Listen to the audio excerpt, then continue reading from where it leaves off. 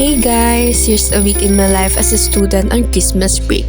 So I woke up around 5 o'clock and the first thing that I did was to get ready for school. And after that, I'm off to school.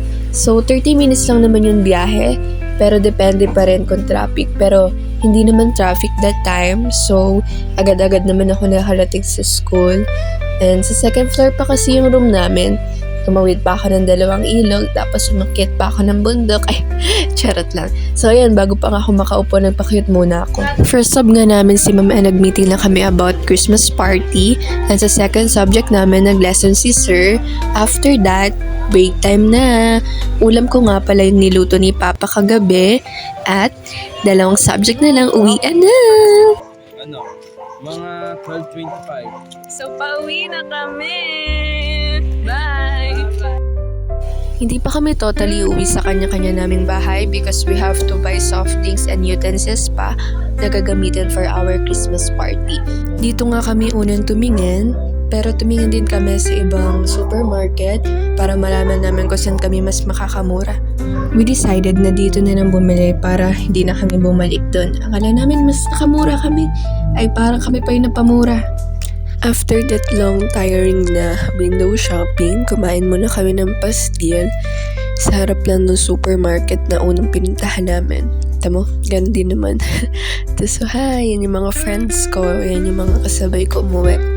So, hi guys, update, kakauwi ko lang. Taray, kakauwi lang pero fresh pa rin. Ganito pala feeling mag-vlog, nakakapagod.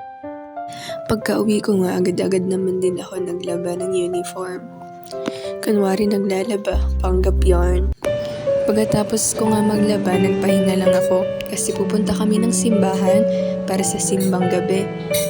Alas 7 pa nga mag-i-start yung misa pero nagpunta na kami ng mas maaga para makasave ng upuan. 30 na nga natapos yung misa at nung nakauwi kami sa bahay, uminom kagad ako ng pagkatapos niyan, agad-agad naman ako natulog kasi wala naman akong gagawin. At habang tulog ako, may na-realize ako, ang ganda ko pa rin pala kahit tulog. Guys, get ready with me habang nag-aayos ako for our Christmas party. Simpleng look lang yung gagawin natin today. And kakaligo ko lang yan. And syempre, ayoko naman mga may maasim dun. Uy, maasim! For today, I'm skipping foundation and use tinted sunscreen instead. I'm using Adorn Tinted Sunscreen. I've been using it for almost a month now and super hiyang niya sa face ko. Next is blush on, pero secret lang natin to guys. Eyeshadow talaga siya. I love using products kasi ng multi-purpose. Char! Kaya yun, as you can see nga, I'm using my fingers to blend it up. Because nawawala yung brush ko, hindi ko alam kung saan ko nilagay. For the lips naman tayo, yung gamit ko dyan is Focal Lure. Nakalimutan ko kung anong shade yun. Basta bigay lang siya sa akin ng pinsan ko. Grabe, ang ganda rin yan. Super matte siya. Tapos bagay siya sa skin tone ko. I love it. Mua, thank you sister. Pagkatapos ko nga mag-lipstick, kaya nag-brush-brush naman ako ng hair. Super kapal ng buhok ko, kaya ang hirap niya suklayin. Sinuklay ko nga rin yung bangs ko kasi fly away siya.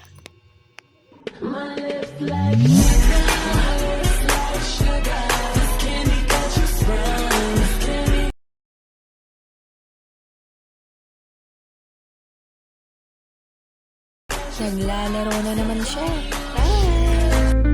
Bago nga ako umalis, yan, nag-mirror selfie muna ako kasi sayang naman yung outfit ko. Dahil kung hindi ko muna i-mirror selfie. Pagkatapos ko nga maglaro ng ganda-gandahan sa salamin, umalis na kagad ako. At maya-maya, ayan, nasa school na ako. Sa school muna kami diniretso kasi mayroong event. Christmas carol at saka gift giving. Pagkatapos ng program, dumiretso kagad kami sa room kasi super limited time lang ng oras namin. Nagsimula nga yung Christmas party namin sa opening prayer pero hindi ko na siya na-video. Sunod naman ay palaro. Nakalimutan ko kung ano yung tawag sa game pero kailangan masuot mo yung damit nang hindi nahuhulog yung lobo. Pag nahulog, simula ulit sa umpisa. Kabado 20 pa ako kasi hindi ko mahanap yung sleeves nun pero buti na lang mabilis yung isa naming kagrupo kaya ayun, panalo kami. Sunod naman, trip to Jerusalem. Ayan, kita niyo wala ako sa video, di ba? Kasi ang sakit, be, ako unang natanggal. Tuwang-tuwa ang mga bata. Kada nga may matatanggal, ito yung sasabihin nila. Sunod na nilaro nila is Calamansi Relay. So, panalo nga yung boys doon. Pagkatapos nga ng games, nagbulitan naman kami para sa exchange gift. Ang exchange gift nga namin ay something embarrassing to carry in public. Tapos ayan yung nakuha ko. Pagkatapos nga ng mga tawanan namin sa mga exchange gift na nakuha namin, ayan, it's time to eat. Tawang-tawa talaga ako kay Ding Dong dun eh. Hindi ko alam kung ano naisip ng kaklase ko na yun. Nagregalo ba naman ng standee ni Ding Dong eh. Sarap ng mga dala nilang pagkain.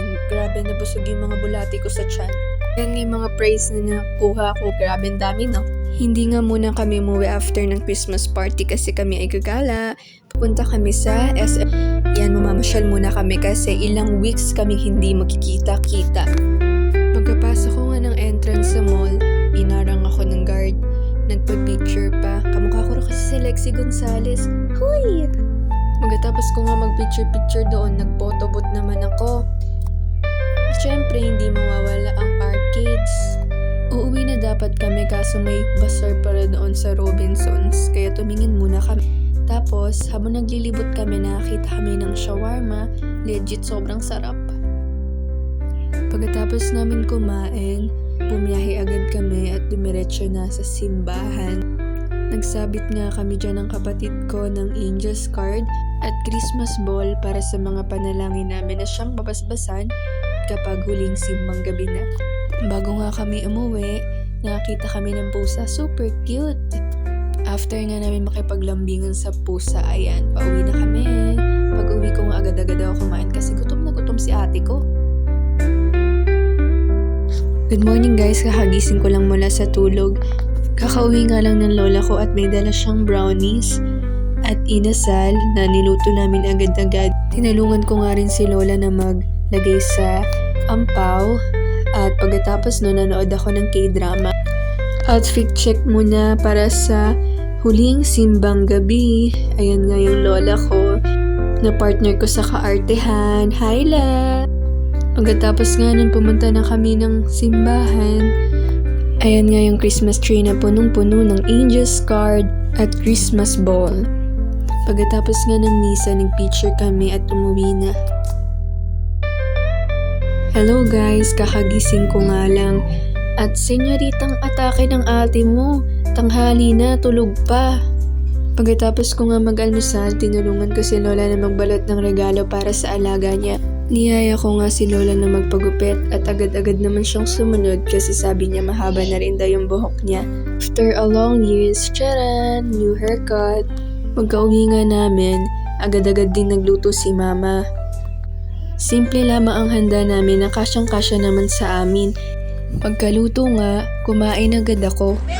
Pagkatapos nga namin mag-picture, uminom na ako ng gamot dahil masama yung pakiramdam ko. Good night guys! Merry Christmas! Kahit nga umuulan, pumunta pa rin yung mga pinsan ko. Nagdala sila ng handa nila. Sumunod nga rin pumunta yung isa ko pang pinsan at yung BF niya. Nagdala sila ng regalo sa kapatid ko. Yung Lego na binubuo, sabi nga dyan ng ate ko, buksan niya pa daw. Pagkabukas ng kapatid ko, nakalagay pala dun yung printed na Shopee. Yung totoo kasing regalo nila sa kapatid ko, bubble gun, na hindi pa dumadating. Kaya pinrint na lang nila muna. Sunod nga nilang niregaluhan yung lola ko. Tumang-tuwa nga siya kasi alam kong nagtatampo siya dahil wala kaming regalo sa kanya. Niregaluhan nga siya ng mga pinsan ko ng cardigan, which is pinaka-favorite niya at dati niya pang hinihiling sa amin. Love you lola, soon makakabawi din ako. At syempre ako din, niregaluhan nila ako. Kitang-kita nyo naman dyan yung ngiti ko, tagos hanggang buto. Wow! It's for phone. Akala ko talaga bracelet yan, phone charm pala. Thank you so much po. Grabe, super ganda ng packaging ng Ayan, hindi kasi namin mabuo ng kapatid ko yan, kaya pinabuo namin sa kanila. Parang dollhouse yun eh, matalino naman sila kaya kayang-kaya nilang buuin yan. Habang sila nagbubuo doon ng dollhouse, ako naman naglaro ng ML. Siyempre panalo yan, ako pa ba? Pagkatapos nga niyan, hinatid namin yung mga pinsan ko sa sakayan. Madali na lang sila niyan makakauwi kasi wala naman traffic ng ganyan oras. Sa Bulacan pala sila nakatira. Tanghali na naman nga ako nagising kaya yung almusal ko naging tanghalian na. Pagkatapos ko nga kumain, nagkulay na ako ng buhok. Hindi naman siya masyadong halata kasi herbal siya. And nakikita lang siya pag nasa araw. Maya-maya pa nga ay bumiyahe na kami papuntang Bulacan para pumunta ng Esplanade. Dito lang po yan matatagpuan sa San Jose del Monte City. Open sila from 2 p.m. hanggang 7 p.m. ng gabi. Super ganda dito, lalo na pag gabi, kasi kitang-kita mo talaga yung mga view. Pagkatapos nga namin mag-picture-picture, ayan, pauwi na kami. Tita ko yon at saka yung mama ko. Hagar, dubersosa na nga ang ate mo. As usual, tanghali na naman nga ako gumising. Nanood nga lang ako ng K-drama which is Squid Game Season 2. Grabe, bitin na bitin ako dito. Yung Season 3, coming pa lang siya this year 2025. After I watch K-drama, tinulungan ko pala yung pinsan ko na mag-ihaw sa labas at mag-design dito sa bahay namin. Ang handa namin ay pansit na niluto ng aking papa at mga prutas, inihaw na baboy, kaldereta, naluto pa rin ng aking papa, prosperity bowl, at bigay ng kapitbahay na carbonara. Nag-video okay pa nga sila mama habang naghihintay ng oras, habang ako naman dito. Hindi ko naman ang pinagagawa ko dyan. At ang mga kapitbahay ko naman ay nagpapaputok na dahil malapit ng mag 12:00. Habang yung papa ko naman nagpapatunog ng motor niya.